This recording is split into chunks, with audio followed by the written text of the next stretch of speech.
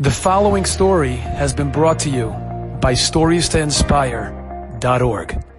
I'll share with you a story. It was in Bnei Brak. There was a Rav of Chuksam Sofer of Unger. He told over this story to Rabbi Yankel Galinsky. A Maisa Nifla. There was a Yid who came to him, to this Rav Unger, and he said he has a story to tell. The story has a history, it goes back 30 years. It says when he was taken to Auschwitz, one day he lost his entire family. He was all alone. He was very broken. And there was a Yid who slept in the bunk above him. He was a Benonshel Kedoshel, the son of a Rebbe. And he was very mechazik him. He would learn with him and give him chizik and emunah. And one day he says to me, in a week from now is going to be Pesach. I have a luach. I know when the dates are. We have to do something to get some matzah. Where do you get matzah here in Auschwitz, a concentration camp? Where do you get matzah from? But they used to take them out every day to work in a camp that was nearby. At night they would bring them back to Auschwitz. And in that camp, there were warehouses, storage houses of grain, and there was some sort of explosion, and the bag split, and they found grain lying on the floor. They took this grain, and with stones, they ground it together until they made flour, and they made a dough, and on a hot piece of metal they somehow procured, and they baked a matzah, a thick matzah, the tefach thick. It was enough 2 kezesim for both of them. Now they had the problem how they get it back into the camp. So the Yid was telling the story. He says, I hid it under my sleeve. Well, he couldn't notice there was a bump. And as we entered back into the camp, the Nazi guard, Yamach Shemo, he saw a bump in my sleeve. He said, what do you have over there? And he made me take it out, and he saw it. He was so angry. He took it, he threw the matzah on the floor, he smashed it with his boot, and then he began to beat me until I fell down to the ground, and he saw that I had collapsed. He left me alone. Just before I lost consciousness, I saw the broken crumbs of the matzah, so I grabbed them with my hand, and I held them in my hand, and then I slipped away and became unconscious. A few hours later, this Yid, this Rabbi Yankel, who had been Mekarav me, he was waking me up and bringing me back, carrying me back.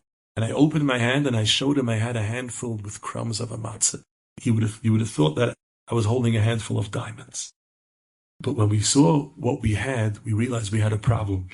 Because the matzah that we had baked had 2 kezesim, but the few crumbs that I had managed to save, it was only enough for 1 kezayas. And there was a discussion, who does it belong to? He says, we baked it together, we planned it together. I said, look, I was Moishe Nefesh, I nearly got killed for it. And, I recovered it after years, it's mine. And he was begging me, please, never went a Pesach without a kezayas matzah, let me. I said, and I did? Why? He says, yeah, but you wouldn't have known without me that Pesach is coming. And I know the whole Haggadah by heart. I know Shir Hashirim Baal Peh. I'll say with you word for just please let me have the matzah. I said, no way, I'm not giving you the matzah, it's mine.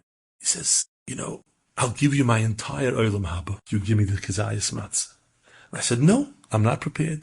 And I saw he wanted it so badly. I said, you know what? Let's make an agreement. I don't want your Olam Haba. I'll give you the matzah. You'll say the Haggadah and Shir Hashirim with me. But all of the schar for the mitzvah goes to me. And that's the deal. We shook hands. That was the deal. And we agreed. And that night we had a seder that I'll remember for the rest of my life. He ate the matzah and we said the Haggadah together. We said Shir Hashirim. The next day they marched us out. And this Yid was in such a state of elevation, such a hisreimemus. And he was davening, the yontif davening. Okay, the whole way was. When he came to Hallel, he said the brocha shekedishonu mitzvot b'tzivonu likrayis Hallel. And he jumped up from his rakshus. You weren't allowed to go out of the line. You weren't allowed to lift your head up when you were marching. And they saw him jumping. As he said, Likriyas Hallel, a Nazi shoulder shot him and he died on the spot. And that's how he died, Al Kiddush Hashem. After the war, I came to Eretz Yisrael. I rebuilt my family. Now it's 30 years later. And last night I had a dream. This Rabbi Yankel came to me in a dream. And he said he has a request. He's an Olam Haba. And he ate this matzah. And he wants the schar. But he can't get the schar because he gave it away to me. And he asked me to please be mevater. I should go back on the deal and let him have the schar. I said, that's already a chutzpah. We made an agreement. I gave it away to you. I don't. And I said, but she was pleading with me. You don't understand. I'm here in the Olam Haba and get the schar for a mitzvah. I said, no, a deal's a deal. And I woke up. And now I'm not sure. What should I do? I don't know. If it's a dream, did I do the right thing? He came to Rav Unger to ask. Rav Unger said to him, this is not a question for me. You have to go to a Rebbe. And he sent him to go. There was damals in Bnei Brak to live with the Machnofke Rebbe. It was a big Balmoifus and Ish Kodesh. And I went to him, and I told him the whole story, and he listened to the story, and he said, Yoisher would be, you should be Mevat. I said, Yoisher? Okay, tell me, Hesed, Tzidkes, Medivos. Yoisher, a deal is a deal. He says, no, you don't understand. You're still on this world. You can put on tefillin. You can learn a Blat Gemara. You can daven. You can do mitzvahs. He's in the next world. He already was Mekayim a mitzvah of matzah. You can't imagine the hishtoikikis, the gaguim, to be zoicha to the oil that a mitzvah brings. It's yoisha that you should be mevater and give him back the schar. So he said, Rebbe, if that's what you say, I agree, I'm mevater. He said, oh, no. That's not how you're mevater. You have to be mevater belev shalom. That's not so easy. Yeah, you take the keys, the shul, and you go in, open up the Aron Kodesh, and you stand there and you work on yourself until you really, really are ready to give this away to him. And that's what he did. He stood for 2 hours in front of the Aron Kodesh crying, reminding himself of the whole story. How it's true, yes, he was mechazik me, and he told me the Yontif is coming, and true, he made a deal, but I see that he really needs it and he wants it, and I'm going to give it to him.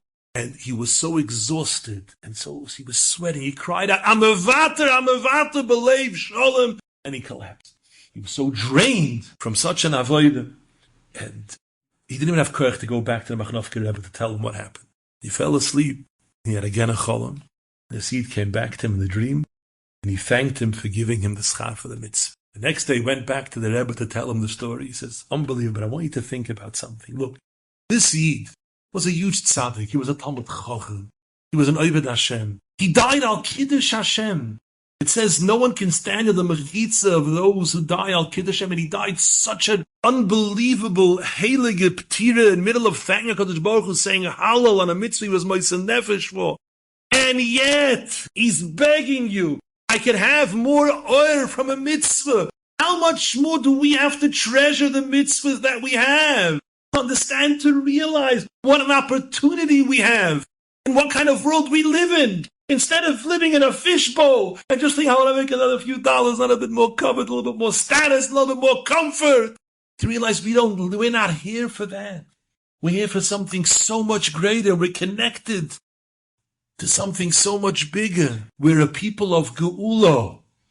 We're the Am Hashem. And we live for a different purpose. We live in a different world.